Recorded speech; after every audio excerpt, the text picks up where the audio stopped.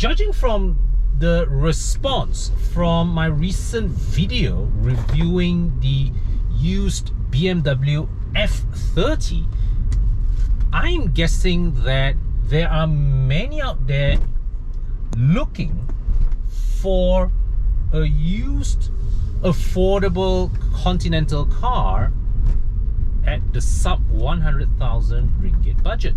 And if you are one of those guys, please drop a line in the comment section below. Let me know if there's any specific sub 100,000 ringgit European car that tickles your fancy and you would like me to have a look at.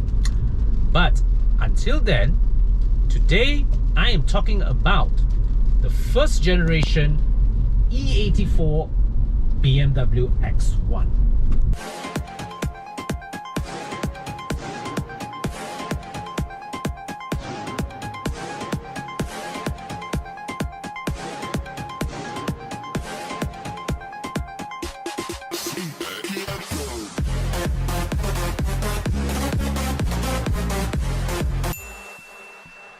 So the E84 X1 came out in 2010, and well, that is more than a decade ago.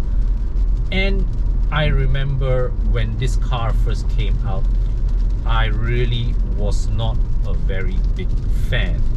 Firstly, I thought it was ugly, and secondly, for the price that BMW was charging for this, it was rather expensive for what it offered.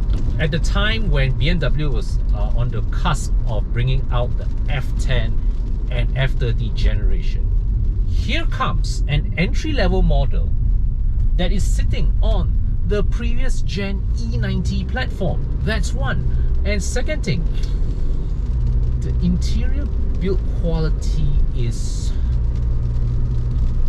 rather horrible. Even from the context of a Wajah owner at that time, the interior just felt cheap to my taste. I was hardly impressed. But today, as prices of these things hover in the 50 to 70,000, some of the better condition units going for 80,000 ringgit, this first gen X1 suddenly becomes a compelling proposition. And here's why. Now, firstly, because right now you are paying Perodua Atiwa money for a BMW SUV. A lot of flaws or a lot of minor issues suddenly become very forgivable. That's one. Second thing, it's based on the E90 platform, which is probably one of the best handling iterations of the 3 Series ever. So what's there not to like? And thirdly, if you buy one of the later batches of the E84, you are getting E90 driving dynamics with F30 generation powertrains. Not bad. Not too bad at all. And lastly, if you have seen the successor models to the X1, or even rather, if you have looked at what else the competition has to offer in this segment ever, and I mean ever, you look at what Mercedes, what Audi, what Lexus, what Infiniti previously offered in this segment, there is nothing quite like the E84 X1, which features a longitudinal engine platform that gives you the option between either all-wheel drive or rear-wheel drive. So now globally, the E84 X1 came with quite a selection of powertrains, but here in Malaysia, we had a choice of 3 engines. When it was first launched as a CBU in 2010, there was the 2-liter NA petrol model, which was badged the S-Drive 18i, and it basically used the N46 engine that you got from the E90 320i. Here's a pro tip: ignore that variant. Okay, we're going to save your time and we are not going to talk too much about that car in this video. The other option is the 2-liter diesel model, which was called the X-Drive 20D. Now that is the more intriguing model because of course BMW makes fantastic diesel engines. You also get their superlative X-Drive all-wheel drive system as standard, and it made for a great handling car. More on that later. And of course, finally, when later on BMW introduced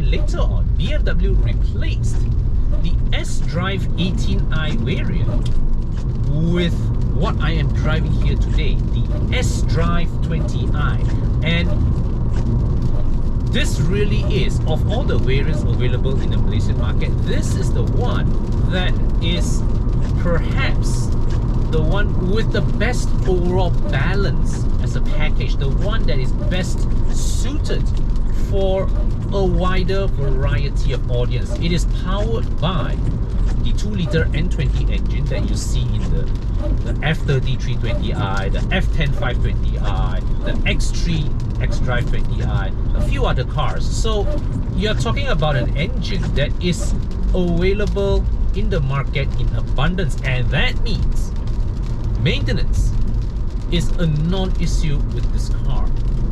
Now, the thing is this: when you're shopping for the E84 X1, like no other car in the used market,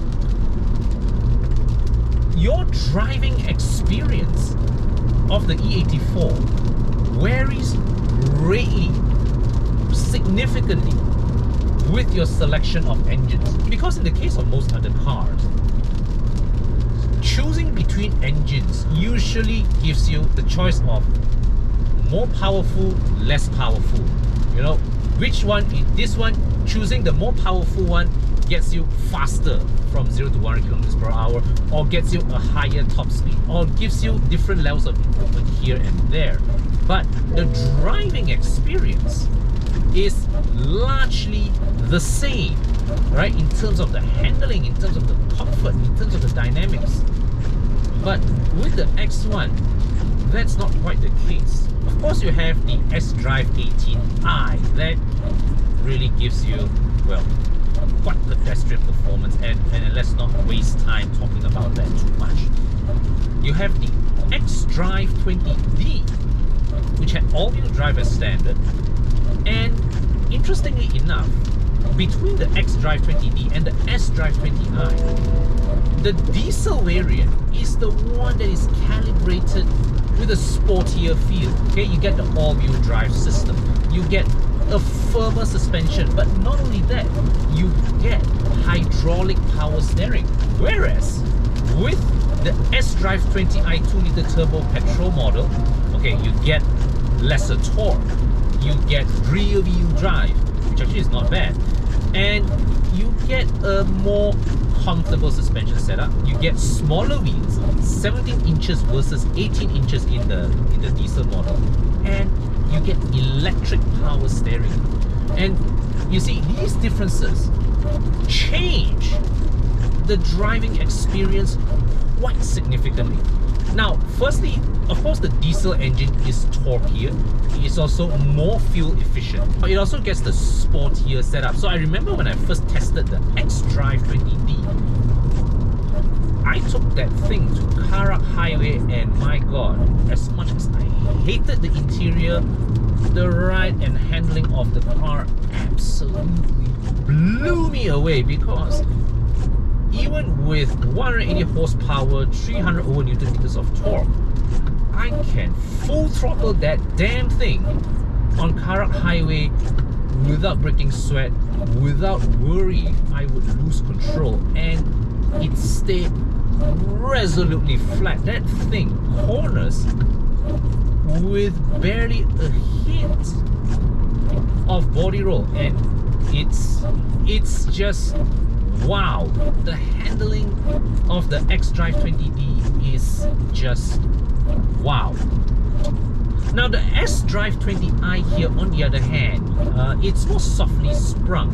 So if you push it too exuberantly along the corner, well, you get a bit more body roll. You don't get that secure, unshakable feeling in wet weather that you get in the xDrive model. But hey, look, this is still based on the E90 platform. Make no mistake about it. You still can hustle it about quite a bit. And whilst the petrol model here, it does not have the outright punch, outright low-end torque of the diesel engine. 270 Newton meters of torque. Well, that's still plenty of cooling power to get you along. So this is not what you would call a slow car by any stretch of the imagination. But what you may not expect, a big difference really is this, the steering feel. You see, as I said earlier, right, the diesel model had hydraulic power steering, so it is more rich in its feedback, but somehow it is also ridiculously heavy. It is to the point whereby if you are driving it in tight roads, it is outright cumbersome. It is great on a car highway to attack one corner after another. Oh, that diesel with its heavy steering gives you rock solid confidence, rock solid. But here in the xDrive 20i, the electric power steering system, yeah, well, it's a bit more weight, but the trade-off here is that when you're driving this as a day-to-day runabout, and a lot of X1 owners are lady drivers, second family cars, right? Cars that are probably used as your day-to-day runabouts for the school run and all that. How tiresome would that be if you were to use this car to send your kids to school every day and the steering is heavy as a fucking rock? It's probably not going to be a very enduring driving companion. Yes, you'll have some fun in Karak highways, but think of it this way: you send your kids to school 5 times a week. You attack Karak how many times? Once a week at most. So the thing with in choosing between variants of the X1 is this: the diesel model is the one to go for if absolute handling sharpness is your priority. And I am not kidding with you, the diesel model has a significant handling advantage over the petrol model. But as a day-to-day driver, even as much as I am more partial to the superior torque and fuel economy of the diesel engine, the xDrive 20i here is just the more sensibly balanced option as a day-to-day driver. This video is brought to you by Evo Club Car Wash. Our motto is service and solutions. You can bring your car to us for deep cleaning, shining, full-on restoration, or just a regular wash. Whatever it is you need help sorting out on your car, we are more than happy to assist. To get in touch with us, drop us a line on Facebook, Instagram, or WhatsApp us on the number on your screen now. Okay, let's be blunt. This is not a face you fall in love with. But I'll say this: if you park this next to its successor model, which is the F48, the E84 here is definitely the more distinctive looking car. You see, the E84 had a very interesting timeline of existence. You see, it coexisted with the F30, with the F10. Yet mechanically and also design-wise, it is obviously influenced by the Bengal era generation of BMWs. I mean, it is sitting on an E90 platform, and you look at those headlights, they are more reminiscent of the E60 than they are of the F10, let's put it that way. So if there's one thing we can say about the BMWs that were designed during the Bengal era, they are nothing if not distinctive looking. And I can tell you this, in the world of premium compact SUVs, you will not find another vehicle that looks like this. You will not find it. You see, every other premium compact SUV is based on a transverse engine front wheel drive platform. The E84 is the only one, and feel free to correct me if I'm wrong, but the E84 is, to my knowledge, the only one that is based on a longitudinal engine platform. That is, of course, the E90 platform. And the sign of that is here. You see right here, that distance between the front axle and the firewall. You see, in the engine room, this engine bay in certain markets needs to take engines that are as large as a 3-liter inline 6. Yes, there are some markets where the X1 is offered with the N52 or the N53 3-liter inline 6, or even the N54, N55 3-liter turbo. So this engine bay has to be long enough for a 3-liter inline 6. And so you see that length here between the front axle and the firewall, you have this long distance. You see, when you compare it with the F48, this distance between the front door shut line and the trailing edge of the wheel arch is almost half. And that distance there, that gives the E84 X1 its unique, almost wagon-like proportion that you will not find in any other product by any other premium car maker in this size segment. So you can see the E84 has rather longish proportions, almost wagon-like, but it is almost narrow because it's based on the E90 platform. So it is rather narrow proportionately, and that gives it a unique appeal in terms of its styling. So yes, styling wise, I did not quite warm to the E84 when it first came out, but I would have to say this car is something unique, and we will never see another one like this again. And that alone makes this worth considering if you are shopping for a premium used car at this budget, because they will not make another one like this again. Okay, so you still have to lift up the boot the old-fashioned way, and luggage space wise, it's really not that big, but there are a few nifty touches here as I will bring you along. So firstly, you have these rubber straps here that you can use to hold things down. Okay, you have these two compartments here, one here, one here. There's also this strap here if you need to hold bottles, and there's a 12-volt socket here, hooks here to hang things, and you can lift this.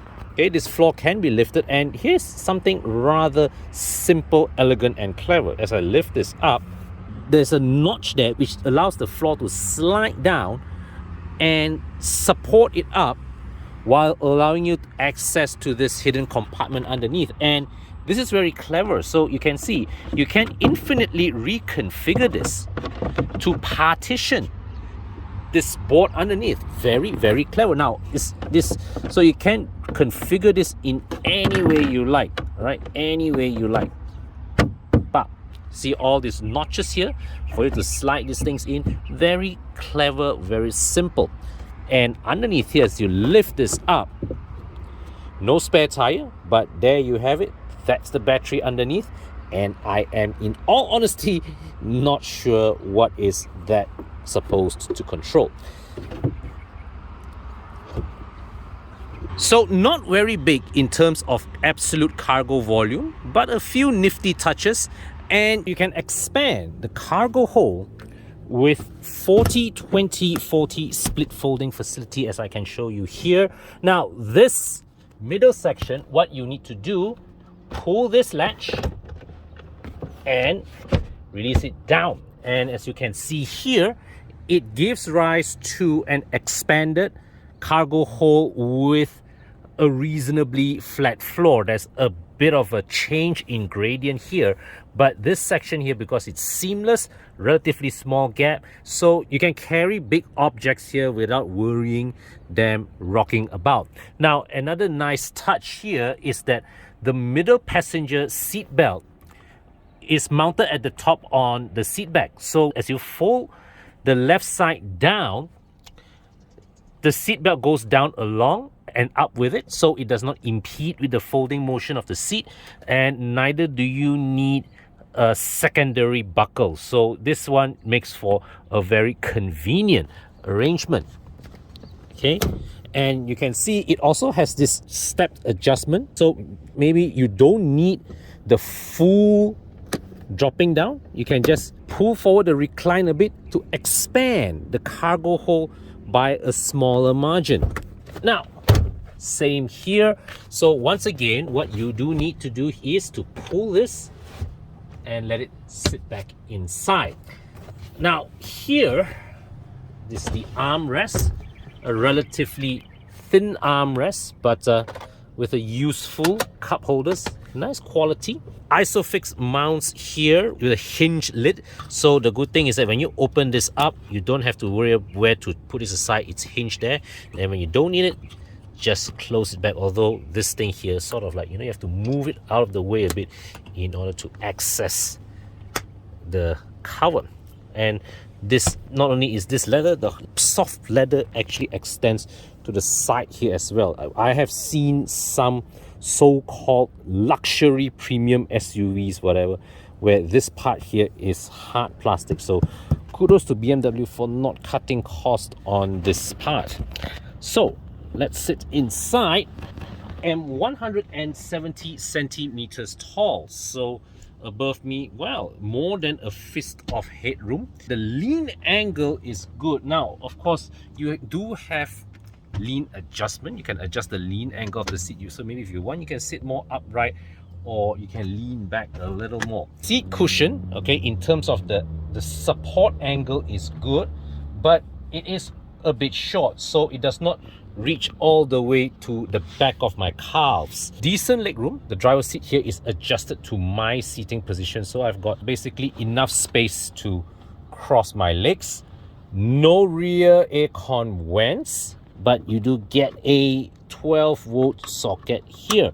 So overall, right from the back here, it's all a sea of black. Now this is where rear passengers really feel that the E84 X1 is really not up to current generation standards of premium.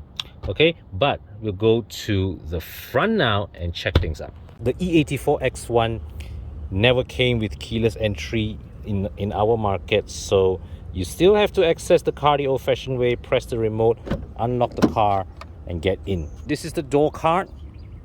This particular version, very simple, bare plastic trim here. You still get soft touch plastic here, leather inserts here. Okay, so it's all soft touch, and this is soft touch.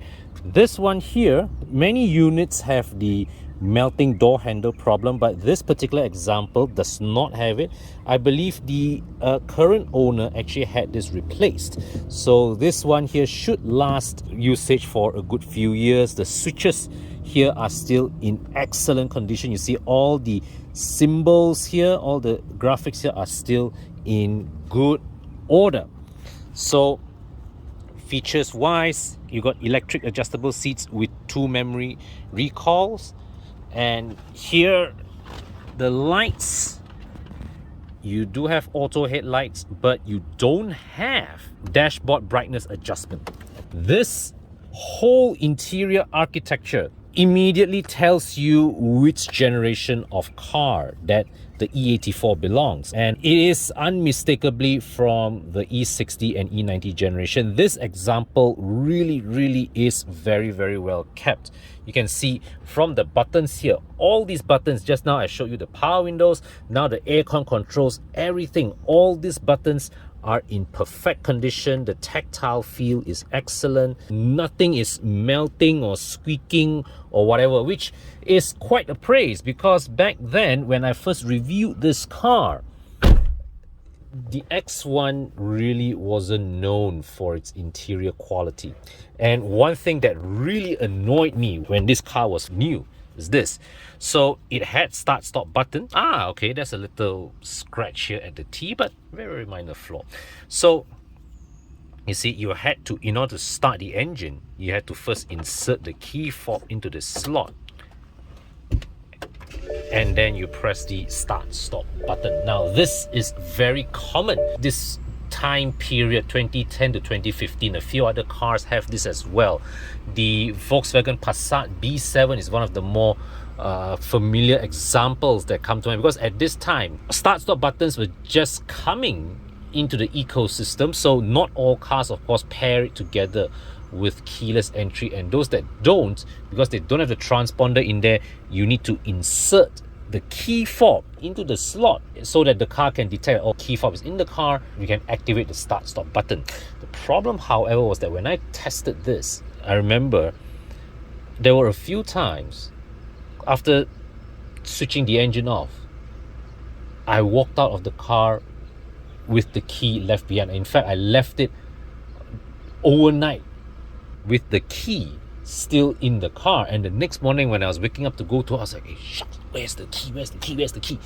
Then I went to check, it really was still sitting inside here. This steering wheel, you have a voice command button here. What this does is basically when you press the button, it reads out whatever that's on the iDrive. It does not actually respond to voice command.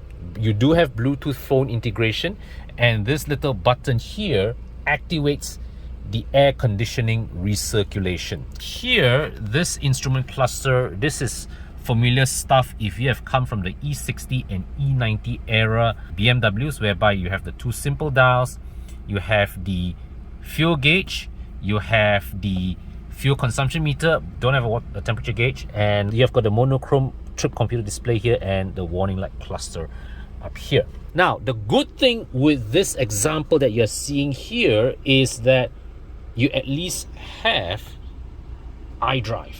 Okay, you've got an iDrive screen, you've got an iDrive control unit.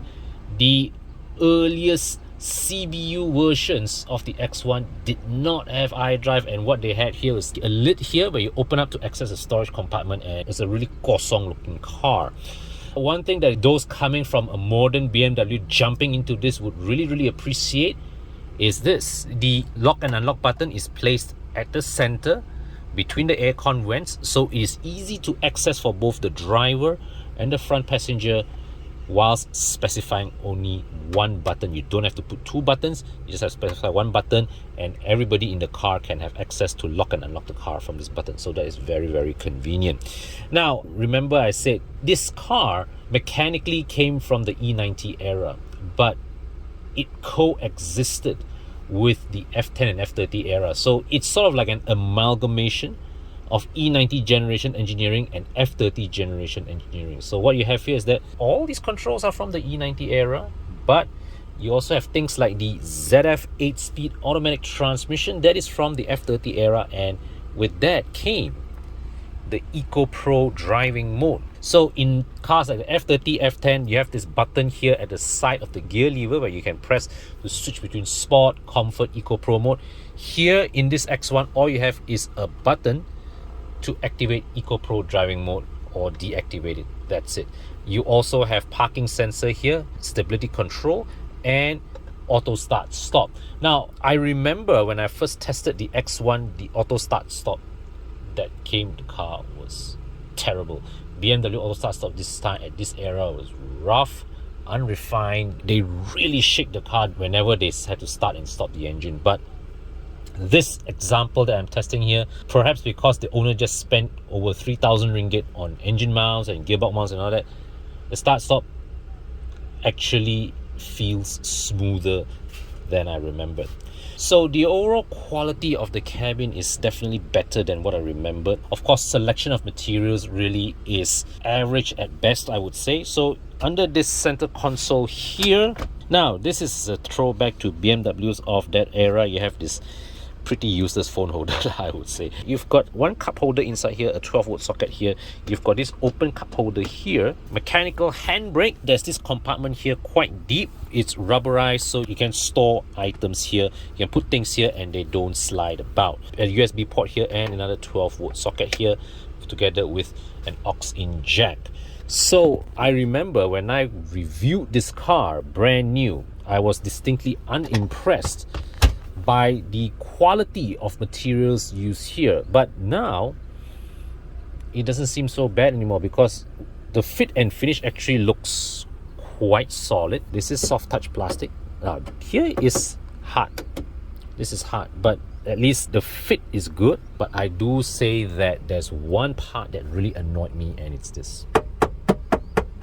Yeah, man. I remember back then reviewing this.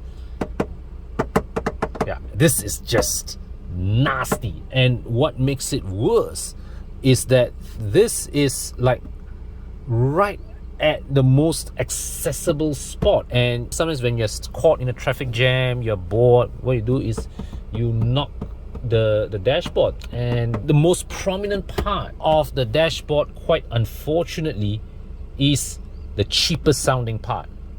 And honestly, back then, at what we were selling, 240,000 ringgit, 260,000 ringgit, this kind of sound, not acceptable. But today, in the context of it now being a 50 to 70,000 ringgit used car, you don't like the sound, Don't fucking knock it, lor.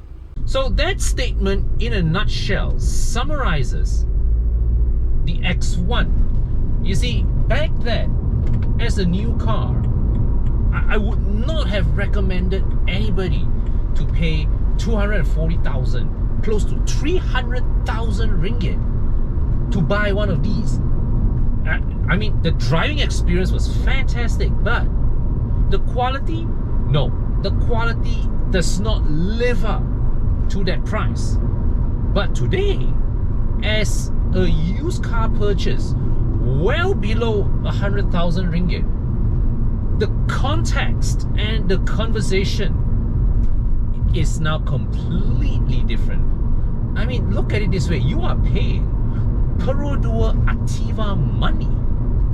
You are getting a BMW. You are getting a rear-wheel drive platform. And you are getting a turbocharged engine with the ZF 8-speed automatic transmission. What is there not to like? The value proposition now just suddenly becomes cannot argue. And even if you put that aside, right, as a product, the X1 is unique and no car maker will ever make anything like this ever again. No one, nobody is going to make you a rear-wheel drive premium compact SUV at this size. This really was the only one. You can consider it an anomaly perhaps, but there it was. Okay, so you see what you get here. This essentially gives you the modern engine and drivetrain from the F30, handling purity of the E90. And make no mistake, the handling really is a strong selling point of this car. Even though the X1 is part of the BMW Sport Activity Vehicle family, the dynamics of this car really is almost like that of one of their low-slung passenger cars. It is really just an E90 3 Series jacked up a little, and the no doubts, the diesel model is the one that drives better, that handles better, faster, more fuel efficient. But the S-Drive 20i 2-liter turbo petrol model, this is the better all-rounder to live with on a day-to-day basis. But either way you look at it, the E84, this is something unique. And today, as a used car purchase, if you are considering to get yourself your first taste of BMW ownership or Continental car ownership, and you want something that sits a bit higher off the ground, yes, this E84 X1, this is something special enough that you should consider. And of course, if you are a current or past owner of an E84 X1, I do invite you to chime in your experience in the comment section. Share with other people who are watching this video who are considering to buy one of these. What is your experience like owning one of these cars? Is there anything that I have said that resonated with you or does not agree with your experience? Either way, let us know in the comment section below. Or if you require any car buying advice, feel free to also ask in the comment section below. Right, so if you enjoyed today's video, highly appreciate it if you can give it a like, and if you have not already done so, please hit the subscribe button and turn on the notification so that you would know every time I release a new video on my channel. Besides producing regular car review videos, I'm also live every Monday with Bobby, Tana and Thomas on Facebook and on YouTube, where we will answer your car buying, car ownership, car maintenance questions. You can shoot us and we will answer you live on the spot. Okay, so of course, if you also need your cars cleaned and detailed, you can always come to Evo Club Car Wash. Our contact details are on the screen, so you can get in touch with us to find out what are our latest offers and packages. So until my next video, take care, stay safe, and I will see you soon.